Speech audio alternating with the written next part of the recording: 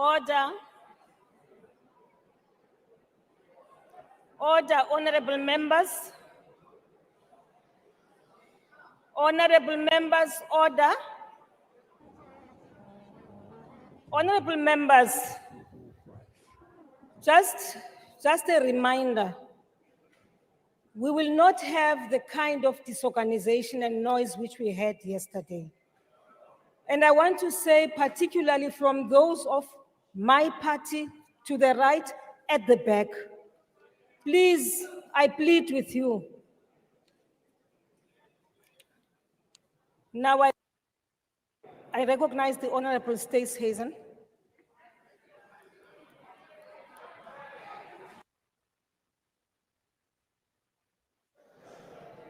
Madam Speaker, in terms of the rules, I would like your indulgence to make a personal statement, if I may. Yes, Honorable Member. Madam Speaker, during the course of the debate yesterday, I made a gesture that would probably fall foul of the Rule 52 of the joint rules.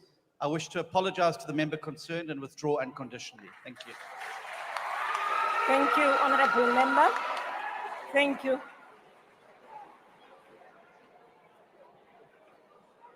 Thank you, Honorable Member. I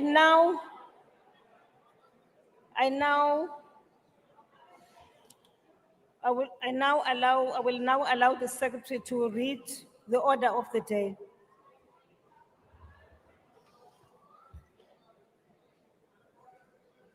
Reply by the President to debate on the State of the Nation address.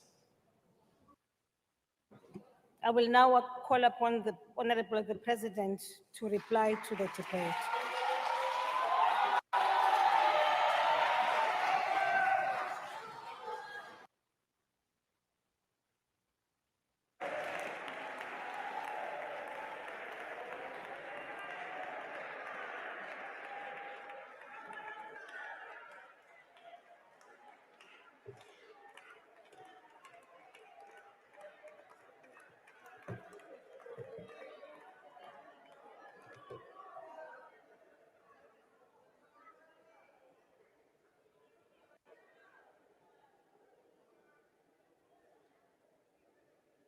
Speaker of the National Assembly,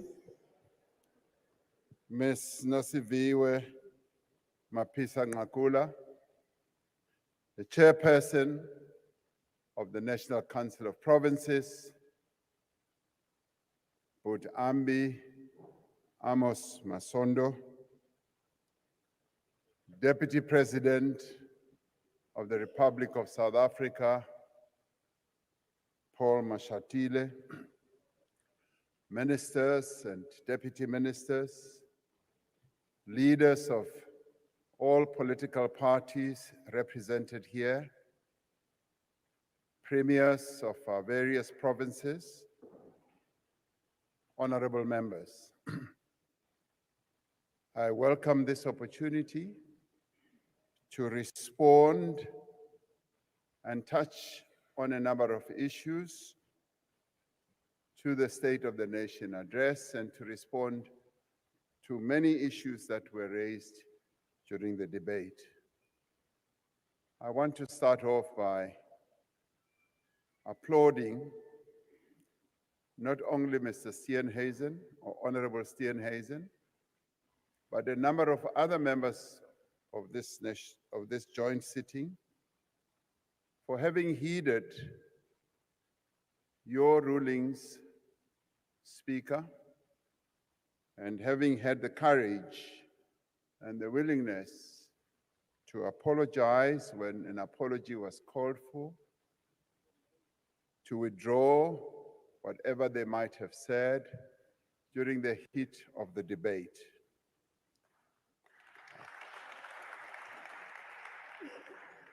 It is through respecting one another as South Africans and as leaders of our people who represent those people here that we are able to advance the democratic culture in our country. In the State of the Nation address, I said that as South Africans, we have, over the last 3 decades, been on a journey together to achieve a new society. And we've been working arduously together to achieve this. We've been building a new society that's rooted in the equality promised by our Constitution, equality of rights, of fundamental freedoms, and of opportunity. Since attaining our freedom 30 years ago, we have been on what Steve Biko called a quest for true humanity. For us, true humanity means a South Africa that protects and cares for its most vulnerable, a South Africa that guards its hard-won constitutional freedoms, and a South Africa in which every person is able to realize their full potential. In the State of the Nation speech or address, we reflected on the last 30 years because the past does enable us to understand the present, and it inspires the actions we must take to build the future.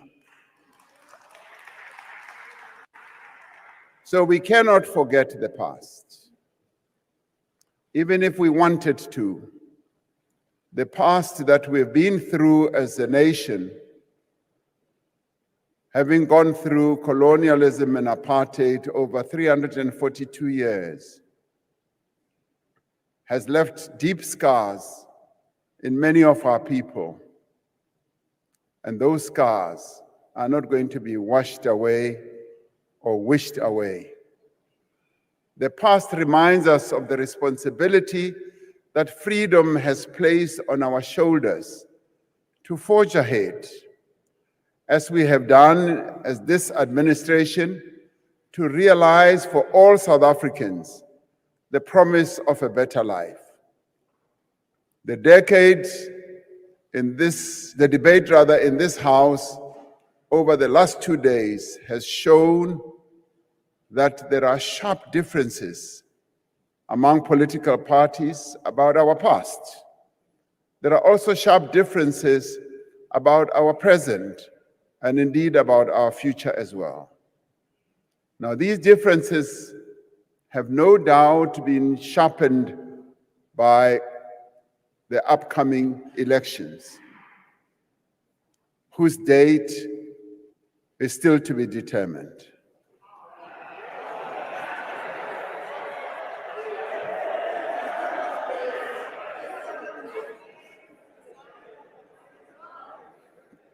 I threw that in to see whether you're still all awake.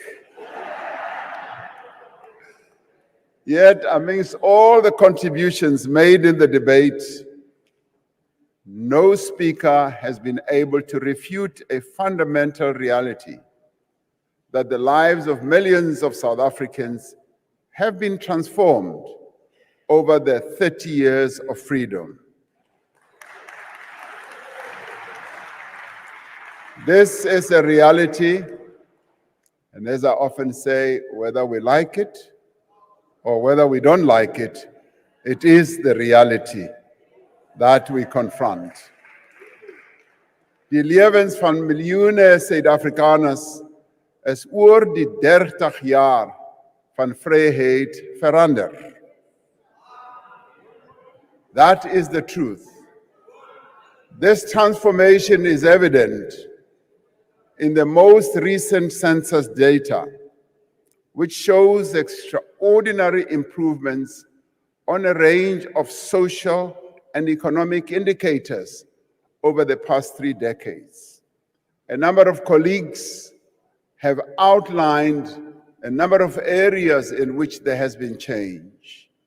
And even as those who spoke in this debate might have differed, but many of us have spoken about the changes, the change we wish, and the change that we would like South Africans to have. This transformation is most evident in the lived experience of our people.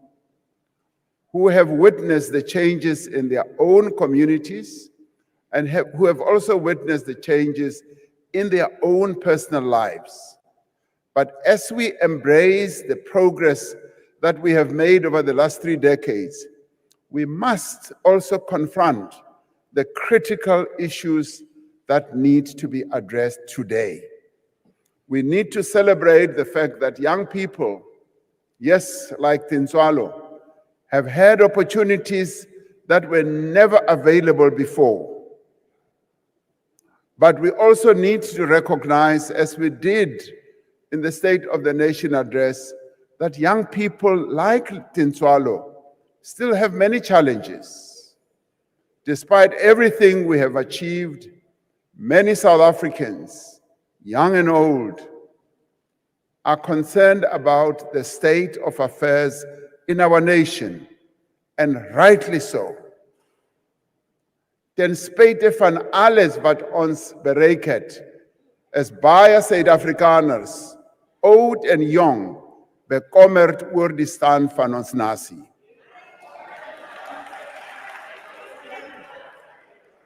Baningi ke abantu bakithi,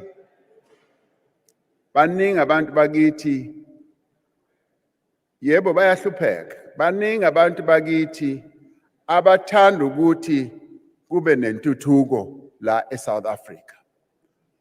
Bayathanda ukuthi iSouth Africa lelizwe labo liphumelele phambili. Many people cannot find jobs. Even people with jobs wonder if they will be able to provide for their families as the cost of living increases. Yes, load shedding has had a devastating impact on every aspect of our lives. And yes, corruption, as it has unfolded over the number of years, has also had a negative impact. Violent crime continues to plague communities across our country. And I have been clear and direct and honest about outlining all the challenges that our people are facing. Many municipalities are struggling to provide the basic services that people need. As we reflect on the journey we have traveled, we must acknowledge the severe challenges that we still face. Now, some who have come to speak here have just spoken about the positives, but I've taken care to also speak about our weaknesses. I've taken care to also speak about our shortcomings, our failings, but I've also taken care to say we must work together to correct what is broken now. That we must do. And in doing so, we must confront our apartheid past, which remains visible as we travel from suburbs to informal settlement, from rich farmlands to poor villages. For the last 5 years, we have worked to get back onto the path towards a better life for all. And as we have done so, we've taken a number of steps forward, and at times there have been steps backwards. And at times we've been at a standstill. Over the last 5 years, we have made significant progress in restoring our economy to growth and to create jobs. When COVID hit, our economy tanked. And just to demonstrate the resilience of our economy, it bounced back, and now it is above the pre-COVID period. We have seen the results of these efforts in the recovery of, yes, our economy and the sustained increase in jobs since the end of COVID-19 pandemic. We have seen the results of these efforts in the growth of our agricultural exports. South Africa now exports roughly half of its agricultural products in value terms. In 2022, South Africa's agricultural exports reached a record 12.8 billion rand, dollars rather, or 247 billion rand. And we are one of those countries on our continent, and we are indeed the top food secure country on our continent. Despite that, there are still people who go to bed hungry. We've seen a massive increase in international tourists coming to our country. And as one goes around, as sometimes I do in the mornings, you come across people who ask, where do you come from? They come from China, they come from Europe, come from other countries on our continent. And they just say, we love Cape Town. We love Johannesburg. We love the Kruger National Park. We love a number of places that we have in our country. We are a well-adorned country when it comes to tourist attraction places. Between January and December last year, our country recorded 8.7 million international tourist arrivals, which was 29% increase on the previous year. Over the last 5 years, we have worked to increase investment in our economy because it is through investment that we can create opportunities for employment and for the growth of new businesses. We've held 5 international investment conferences, which have raised more than 1.5 trillion rand in commitments from investors. And this has been a phenomenal success. And yet we don't want to hear about it or even count it. Of those commitments, more than 560 billion rand has already gone into a diverse and growing range of industries, from cloud computing to mining, from auto parts to paper production, from vaccines and things like insulin to battery assembly, from solar plants to cruise ship terminals. These investment conferences, all of which have been oversubscribed, where would-be investors say, we want to attend, we want to come make commitments. And Minister Patel's department often says, we're oversubscribed, we cannot take you in any longer. And these have shown that South Africa is still an attractive investment destination. And many still see it. Many still see South Africa as the entry point into the rest of our continent. At the same time as we have mobilized investments from established South African as well as international firms, we have worked to build the next generation of companies that will forge a new path of production and employment. And yes, we also need to be proud of the companies that are like Tinswalos, companies that were started around 1994, that are gigantic companies today, that operate in many, many other countries. Our South African pride must go just beyond just looking at things that we can feel and touch. We should also be proud of our companies, some of which have gone global. To enable these companies to get off the ground, we have supported around 1,000 Black industrialists over the last 5 years. Now, why did we support them? We supported them because one of our priorities has not only been to grow the economy, but to enable those who were previously disadvantaged, not only disadvantaged, prevented and stopped by convention, by law, by protocol, by racism, to play a key role in the economy of our country. We have taken steps to enable them, yes, to reach for their dreams, and to be industrialists, to make things, to manufacture things. And a number of them are already exporting the things that they make. These are they run substantial operations that today employ more than 90,000 workers. Over the last 5 years, we have worked to reverse the decline over several years of investment by both public and private sectors in capital projects in infrastructure. We recognize that there's been a structural problem here with regard to planning, budgeting, funding, and managing projects. We established the Infrastructure Fund to bring together financing from the state, from the private sector, and development banks and other funding institutions.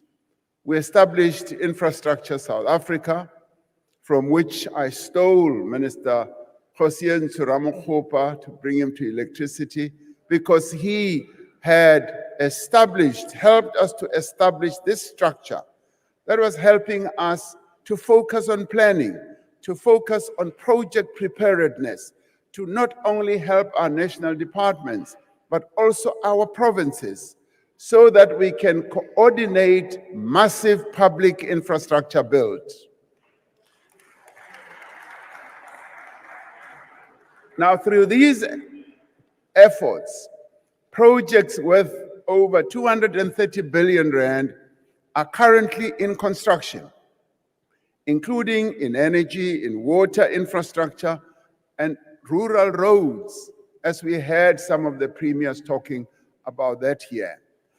Through capacity support to provinces and municipalities, we are improving their ability to spend the grants that are allocated to infrastructure. We are committed to putting an end to the practice of infrastructure funds being returned to the fiscus unspent. And I've often said there is no greater sin that we as public representatives and servants can do than to return money to the fiscus when money has been allocated for work that should be done. And that has often happened because project preparation, project planning has been a huge challenge to many of those who are supposed to embark on these infrastructure projects. Now, this is a problem across the country, including even here in the Western Cape. In many provinces, money is returned to the fiscus, and I'm saying that must stop. Money must work for what it needs to do. I have always said that infrastructure is the flywheel of our economy. It is through infrastructure that we are able to ensure that there's economic growth, there is employment. After the decline in gross fixed capital formation over a number of years, we are now poised to improve our infrastructure build so that we can reach the levels that were foreseen by the National Development Plan by 2030. The challenge that people in our rural communities have been facing in crossing rivers during the rainy season, as was seen in videos of young children crossing flooded rivers to get to school, has been strengthened by our resolve to speed up the process of building rural bridges. Now, the rural bridges that Minister Zikalala spoke about here are being built as part of the Welisizwe program that allows children to get to school safely. They enable villagers to reach shops, to visit relatives, to reach services, and to transport them more easily.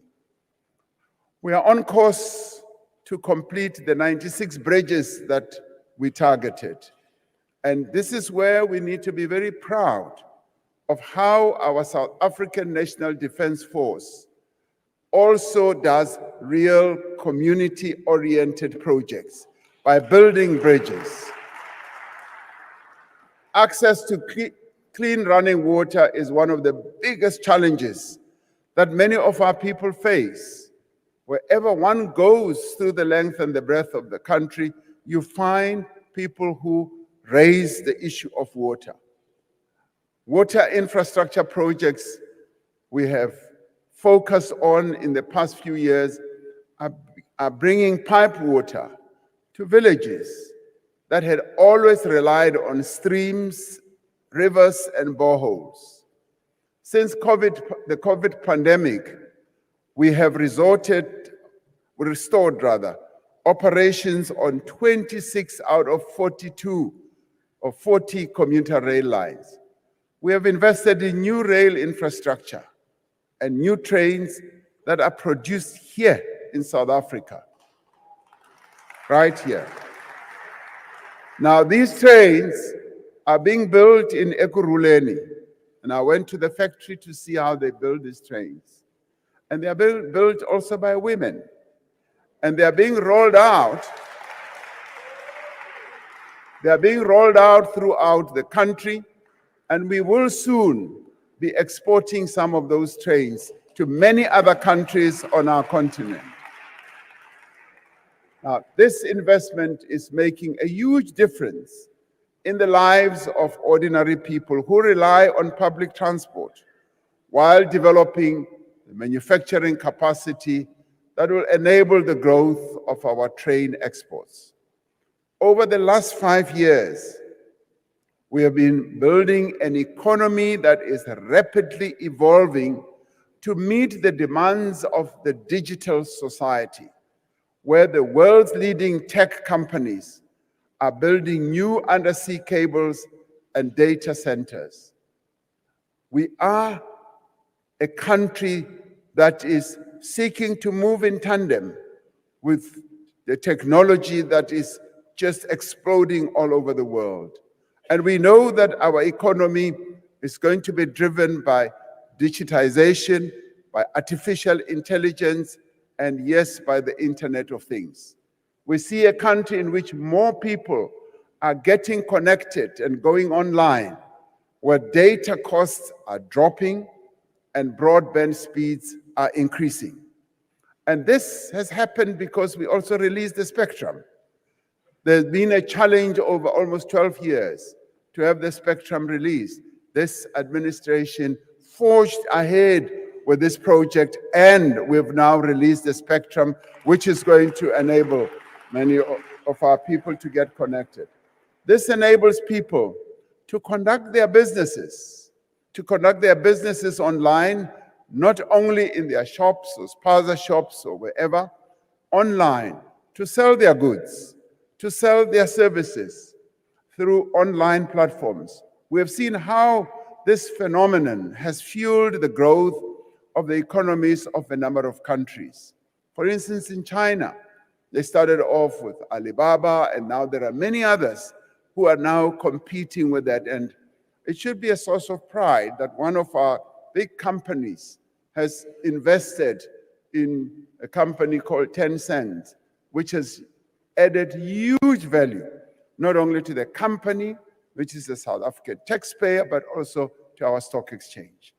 We see young people making full use of the opportunities provided by the presidential employment stimulus and other public employment programs to improve their skills and gain valuable experience. And when we saw how the private sector had slowed down in terms of employing more and more people, it was the public sector that moved into the breach through our public employment programs as well as the presidential employment stimulus. And programs are now making a huge difference.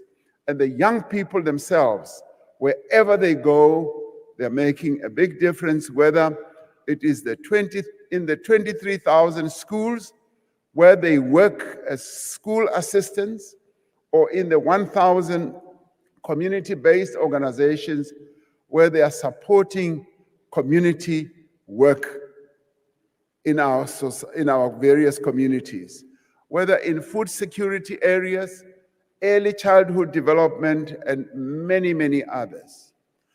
Today, we see a country that is making clear and measurable progress in resolving our electricity crisis that goes back more than 15 years. Maintenance at ESCOM plants has improved after a long period where maintenance was ignored. Damaged units have returned to service ahead of schedule. Now, I focus on work that needs to be done to take us forward. Looking back and just stalling on the basis of saying who did it and so who done it and all that is not the answer. The answer is getting the work done now and moving forward. Businesses and households are installing rooftop solar on an unprecedented scale. And this administration has unleashed this energy. We've unleashed it and it is gaining momentum with the support of incentives and financing mechanisms that were introduced by the government. And we are solving problems. And more than 120 new private energy projects of various sizes are now in development following the reforms that we implemented. And there are those amongst us who often say, and this comes from all sides, yes, even from our own party, even from elsewhere, they say, but through this, you're weakening ESCOM. And I say, no, we are going to make ESCOM more competitive. We're going to make ESCOM stand up on its toes. And what we are also doing, we're bringing in new investment, because with the debt burden that ESCOM is carrying, it would not be able to infuse as much investment as has ensued. For instance, in the Northern Cape, we've had 70 billion rand invested, as Premier Saul was saying yesterday. 70 billion, which ESCOM would never have had immediately. It is being invested, and it is creating thousands of jobs to a point where Northern Cape now has a 26% unemployment rate. South Africa has been leading in the installation of renewable energy from solar and wind. We have succeeded in attracting international investors through this developing sector. This has been enabled through various actions that have been taken by national government as part of our reform process. The transformation of ESCOM with a view to making it more effective, more competitive, is one of the most important reforms introduced by this administration. When completed, it will result in a complete overhaul of our electricity architecture. And in many ways, we will be very much in line with companies that we trade with, companies that have already moved forward to have an architecture of electricity generation as well as transmission that is attuned to the modern times. While there is still much to be done to stabilize our electricity supply, there has been a steady and marked improvement as we move forward. Over the last 5 years, we have made great advances in tackling corruption, including bringing those responsible to justice. We have been rebuilding law enforcement agencies and other anti-corruption bodies, because it is only through strong, effective, and independent institutions that we can safeguard against the return to the past. We established the investigating directorate in the NPA to undertake prosecution-led investigations of corruption, and will soon make it a permanent structure. We established the SIU Special Tribunal to recover stolen funds and have strengthened coordination between bodies like the Hawks, the SIU, the Financial Intelligence Center, SARS, and the NPA. Now, the SIU has been increasingly effective in uncovering acts of corruption and wrongdoing in the state, and we have put in place mechanisms to ensure that the SIU referrals are implemented. All of this work has helped to turn the tide around. Now, what we have focused on is to improve the system, to make sure that the system is such that it can function on the basis of no interference, on the basis of independence, on the basis of serving the people of South Africa. Now, many of you would like the president to be judge, to be jury, and to be the police. It cannot happen. It must be done by the institutions that are supposed to follow all these matters up. As recommended by the State Capture Commission, we are putting in place laws and institutions and practices that reduce the potential for corruption of any sort and any scale. Over the last 5 years, we've been working together to tackle poverty, to tackle hunger. We have seen the evidence of the impact of social grants on reducing poverty over 30 years. The apartheid system and colonialism bequeathed us poverty and inequality. That is what those past systems bequeathed the people of South Africa. Dispossession of property and assets. The majority of our people do not have assets. They have handed down poverty, suffering, and inequality over generations and generations. Now, through the grant system, we have been able to help reduce the poverty that we inherited from the apartheid system. We have sustained these grants over the last 5 years and have introduced the special grant, the SRD grant, to support around 9 million unemployed people. Now, the special grant was a lifeline to millions of people whose livelihoods were disrupted and destroyed by COVID-19 and who still continue to feel the effects of the pandemic. Not only did the grant help to reduce the incidence of poverty, but some of the people who received this grant started their own businesses. Some of them used the money to find work. And the SRD grant is an investment in our people and forms the foundations of a more permanent income support for the unemployed.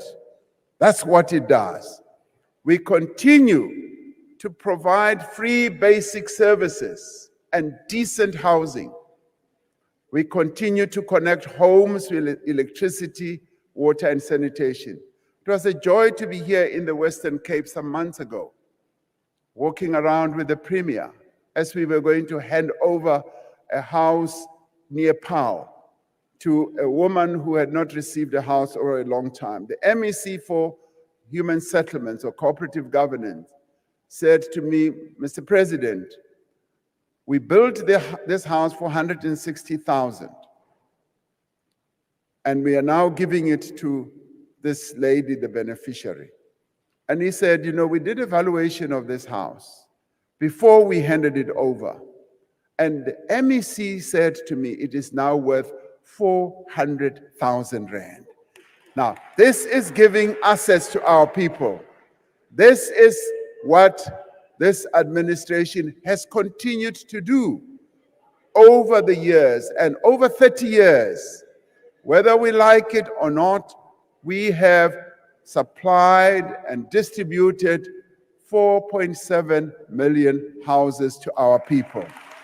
Now, like me, if you like your calculator, you can do a quick calculation and find out the value of the assets that we have provided poor South Africans with. Yes, real value, having built it for 160,000 here in the Western Cape, then handing over an asset worth more than 400,000. We continue to redistribute land and provide support to emerging farmers. We have been speeding up the handover of housing title deeds, providing poor South Africans with vital assets.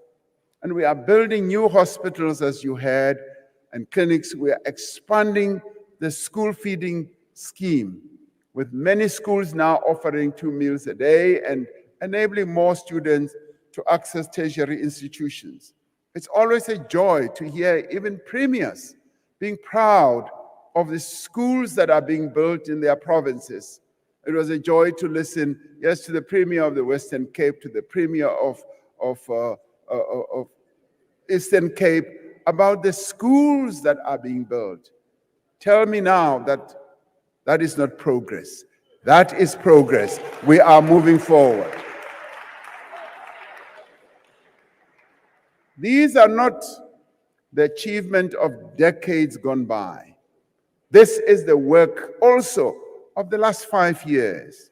Those who say, what have you done? What have you done in the past 5 years? What is your legacy? What is this and that? Now, talking about legacy, it's not a Ramaphosa legacy. No, it is an ANC-led legacy, government legacy. Now, so you know, I never want to be said that this is a Cyril Ramaphosa legacy. No, it is our people's legacy. Our people have struggled to get to where we are today, and they will continue to struggle.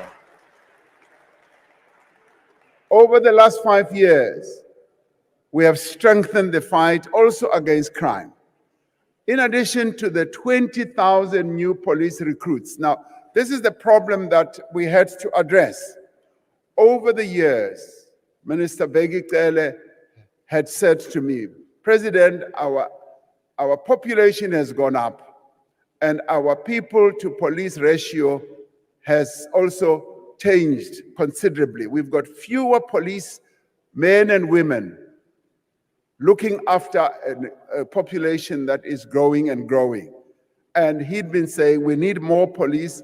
And from a budgetary point of view, I must say, and this I say with also humility, that we had been doing something really wrong, scaling back on the budget for our security sector, the defense force and the police, the prisons, the prosecutorial authorities and all that.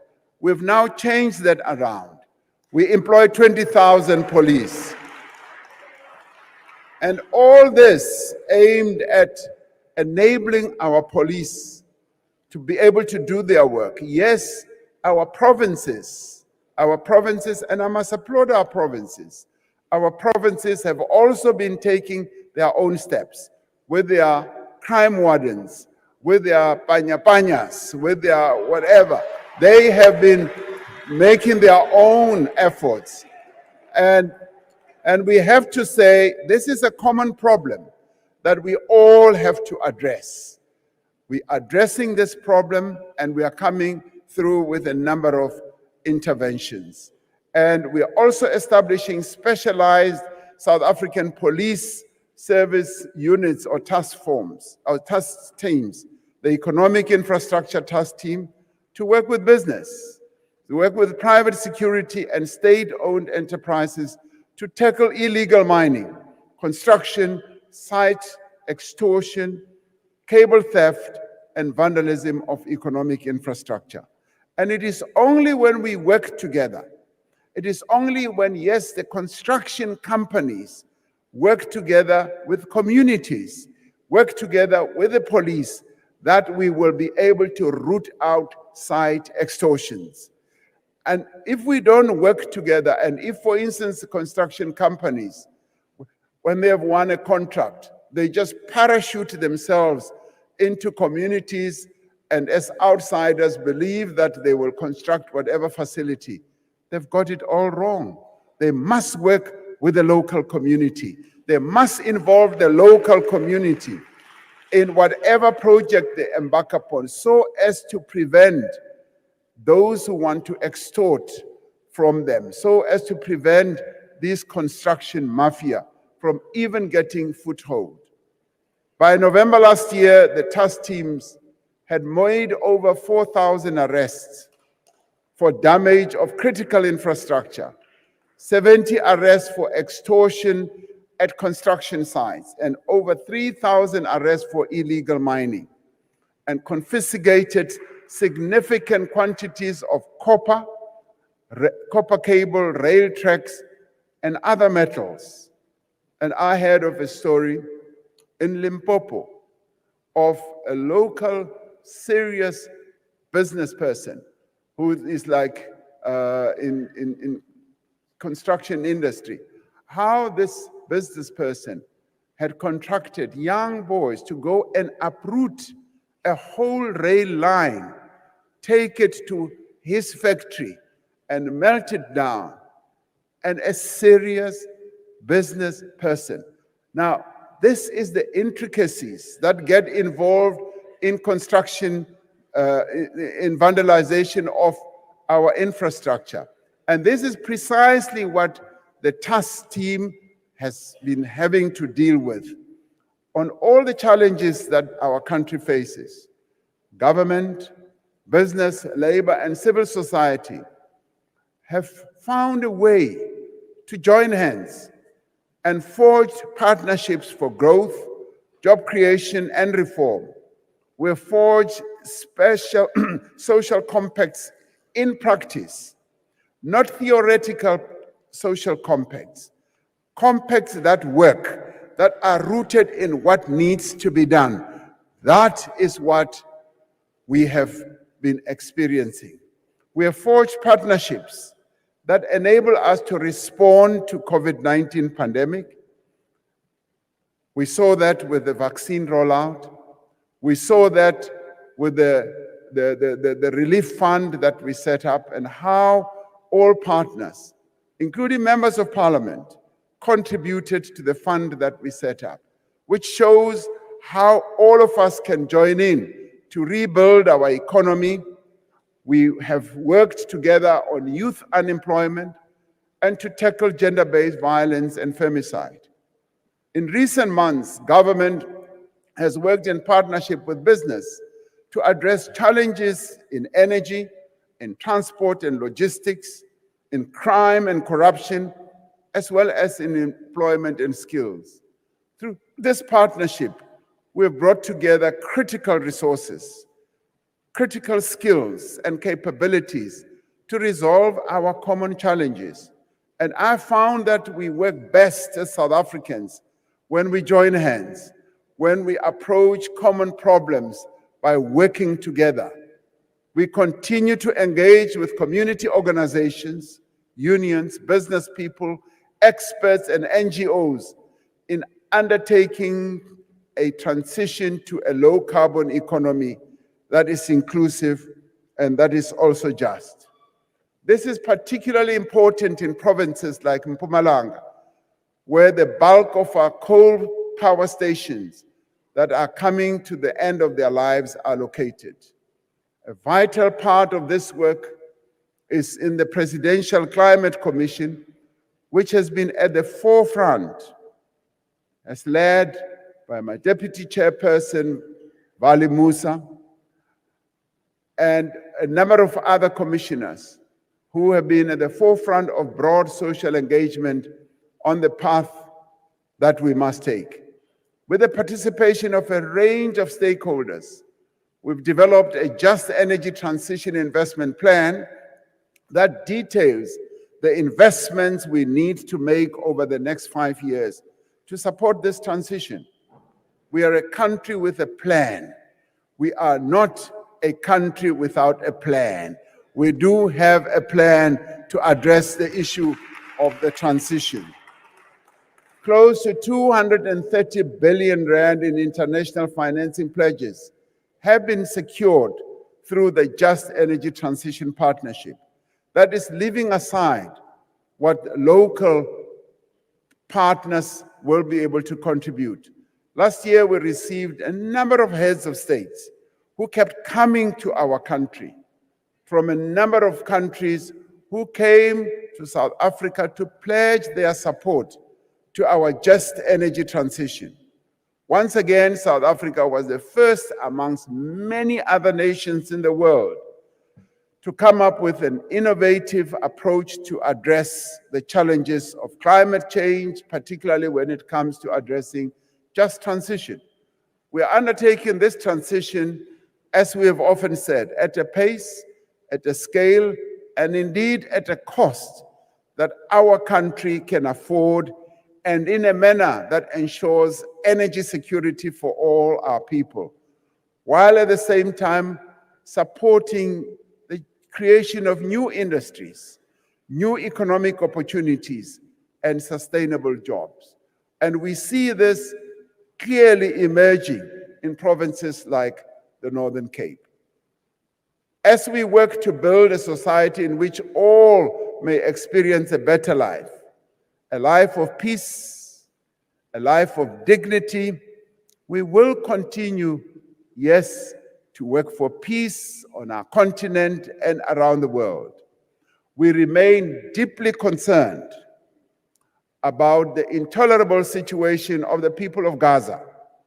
Earlier this week, we made another urgent request to the International Court of Justice to consider using its power to prevent a further imminent breach of the rights of Palestinians. We did that.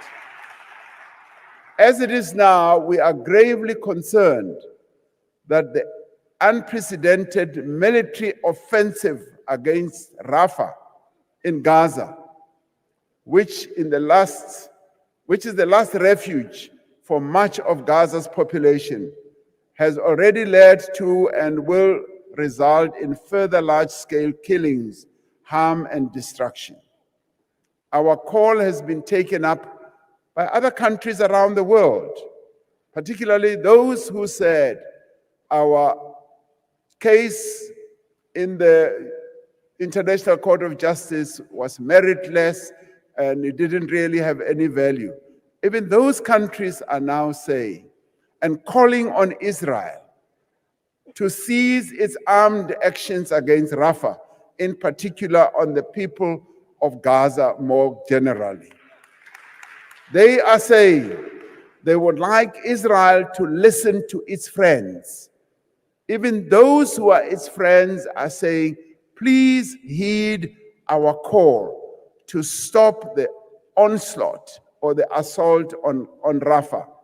We remain committed to do everything we can, as is our moral and legal responsibility, to stop acts of genocide in Gaza. And why do we do all this? We do this because we were also subjected as a people. We were subjected to an oppressive system, a killing machine that killed so many of our people, that exiled many of our people, that moved and removed mercilessly many of our people across the country. That experience remains fresh in our memory, and that is why we are acting in support of the people of Palestine. Now, we continue to contribute to peace-building missions and efforts on our continent. We've just deployed personnel from the South African National Defense Force to the Democratic Republic of Congo as part of the SADC mission. Now, because we are part of SADC, as we are part of SADC, we have deployed soldiers to Mozambique. And of course, in a situation of conflict, yes, there are those who will fall. And in any war situation, there are people who fall. Now, as part of SADC, we are part of SADC, and that is why when SADC decided that the region as a whole needs to go and support the people of the DRC, South Africa has also, as always, had to come up and deploy its soldiers there as well. And we have been part of peacekeeping missions all over the world. Now we support our Defense Force personnel who brave great dangers to make Africa a more peaceful and stable continent. That is what we applaud them for, and we dip our heads for those who are injured and those who may well have fallen. A profound change is taking place in our country. And away from the noise and the spectacle, our country is being steadily and fundamentally transformed for the better.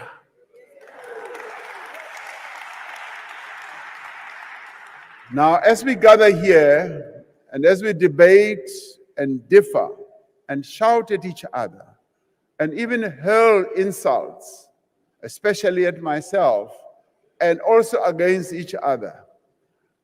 Yes, we know that we are on the campaign trail. And as they say in the classic, die hoogste boom vang die meeste wind. And yes, and I know I will also catch the fiercest wind, but I catch it on behalf of the people of South Africa. That I do.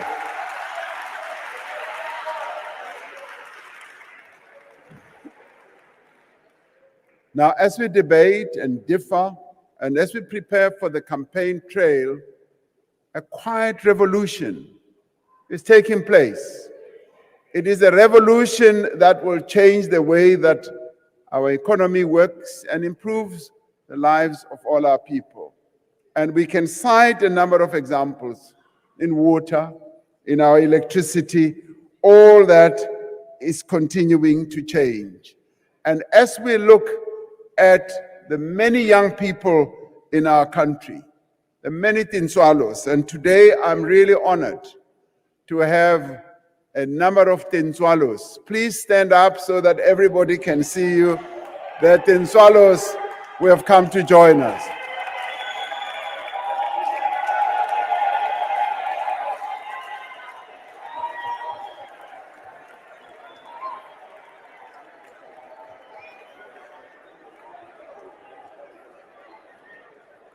Now, these Tinswalos, a number of them, you may sit down, they've seen you, that you are not fake, that you are real. Now, these Tinswalos are airline pilots, they are engineers, they are police officers, they are naval captains, they are doctors, they are qualified in a number of ways. Some of them are factory workers. Here they are. Now, continuing with the story of Tinswalo, where a number of people have hurled insults at a Tinswalo.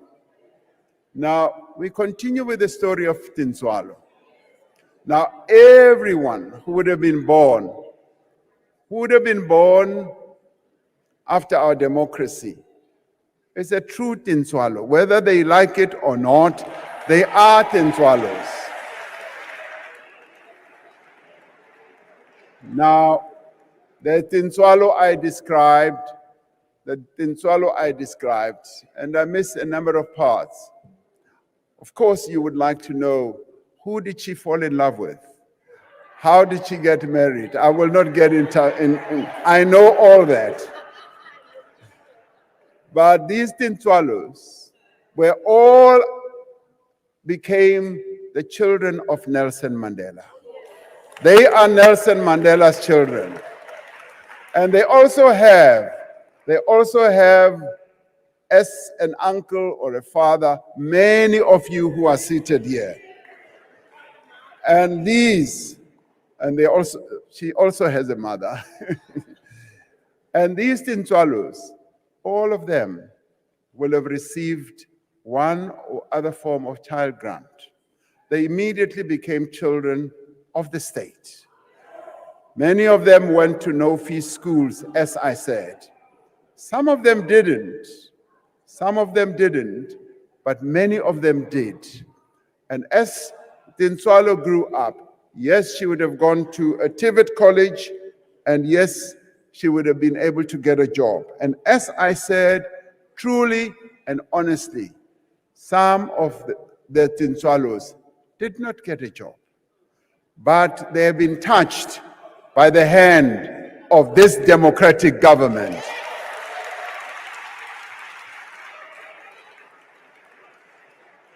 And through the work of this democratic government, they are now grown-up Tintswalos. They are now the group that sits here. Another group sits outside, we know that. Yes, those are the Tintswalos that this government is committed to improving their lives. This government wants to improve their lives because it works on the basis that we should leave no one behind. No child of this democracy must be left behind. And that is precisely what this is doing. So in the State of the Nation address, yes, as I introduced Tintswalo, and I'm glad that Tintswalo has become the talk of not only town, but the talk of the whole nation, with some of them denying they are, but many of them saying, I am Tintswalo, I am Tintswalo.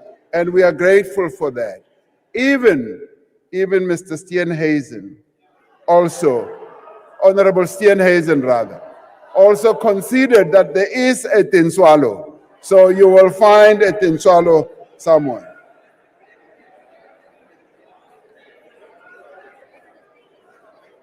Now, these young people seated over there have spoken not only of how democracy, as I was coming in, has improved their lives, but of their gratitude to those who fought and strived to achieve that democracy. Many have paid tribute to their parents and grandparents and to all the generations that came before for the struggle and sacrifice that brought down the evil apartheid system and ushered in a new era of freedom. And so today, here they sit proudly, these young people who are my Tintswalos. Amongst them, and I want to include some of the disciplines, aeronautical engineers, civil engineers, and all the careers in transport that support, through the support of government, entities and departments. Now we offer our congratulations to another group of Tintswalos, to the South African under-19 cricket team, which reached the semi-finals of the ICC World Cup, an exceptional performance on a global stage. Now, I offer my congratulations to all our teams who are excelling on global stages and who fill us with a great deal of pride. Yes, Bafana, the pride of our nation, arrived back in the country this week after an impressive Africa Cup of Nations campaign. These are all democracy's children. We are proud of them. They are proud of themselves, and they are proud to be South Africans. These are million more just like them around the country. But there are also those who greeted Tintswalo's story with derision, like right now. These were people who sought to diminish. They even sought to deny the achievements of our democracy. To them, it doesn't matter that 9 out of 10 households now live in formal dwellings, or that a similar number have access to clean drinking water and electricity. To them, it doesn't matter that more South African adults have completed matric or earned a degree, or that more learners from poor communities are achieving bachelor passes. Now, to them, it doesn't matter that South Africans now have a higher life expectancy, or that maternal and child health has improved dramatically, as Premier Saul was saying. Now, it doesn't matter to them that millions of people have been lifted out of poverty through the provision of houses, land, social grants, basic services, expanded access to healthcare and education, and through the introduction of the national minimum wage. Now, I remember very well some parts of this House were opposed even to the introduction of the national minimum wage, which today benefits more than 6 million workers who support their households. All of these great achievements of human development do not matter to them because, in the end, those Tintswalos do not matter to them. They are prepared to dismiss all this progress because it does not serve their narrative of a failed state. It does not serve their political aspirations, and it does not serve their narrow interests. They do not want a national democratic society. They want to preserve racial privilege and to reverse the fundamental social and economic transformation that is taking place.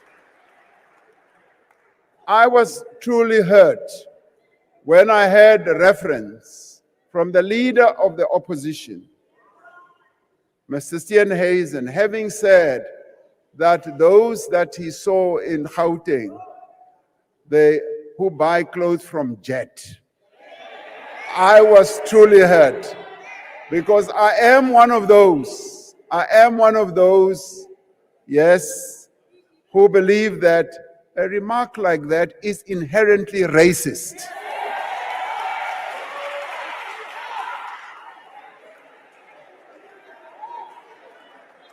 Because to refer to people like that and say, yes, those people who go and buy either their shoes or wherever at such and such a shop is degrading, humiliating, and demeaning, and is racist. That's all you can say.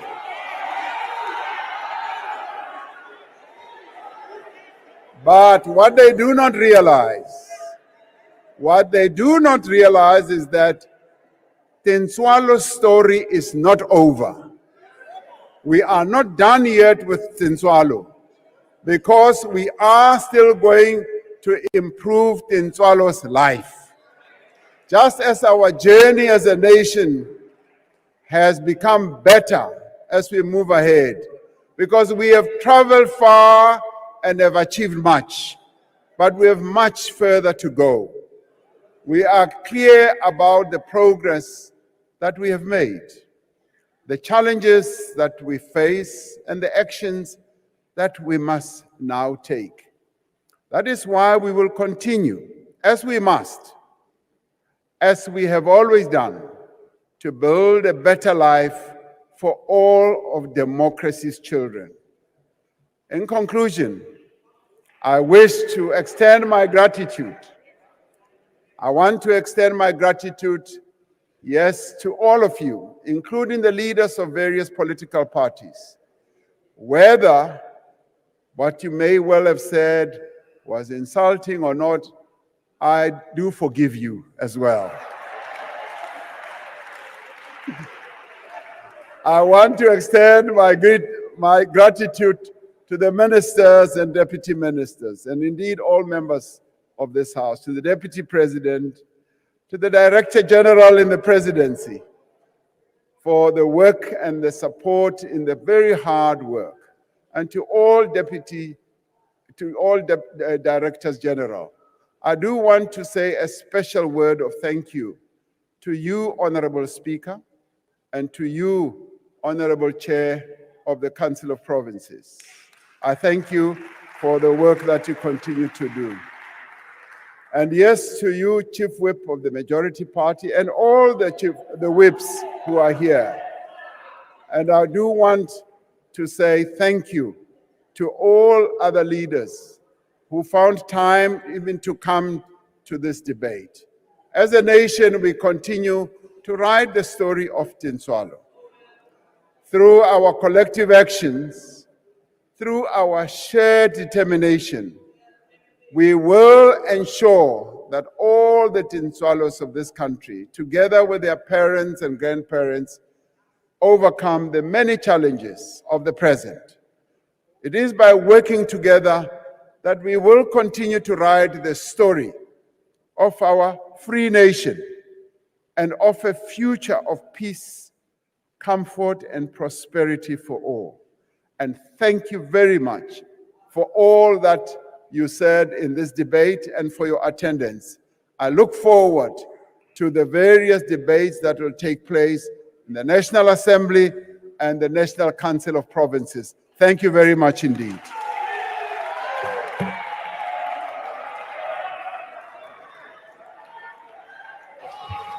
Yes, thank you very much.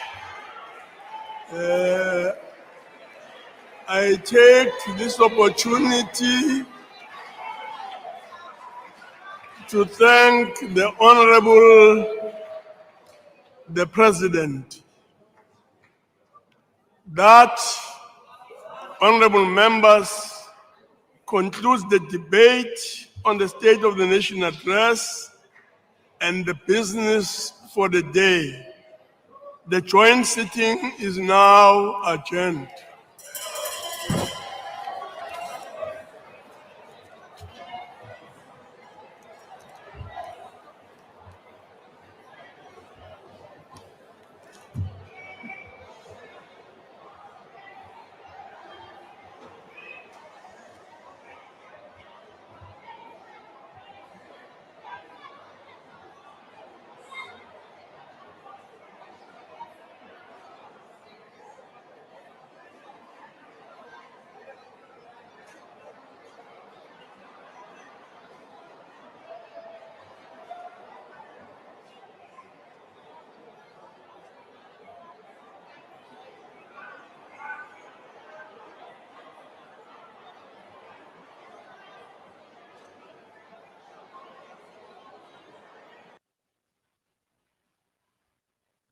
Speaker, fellow South Africans.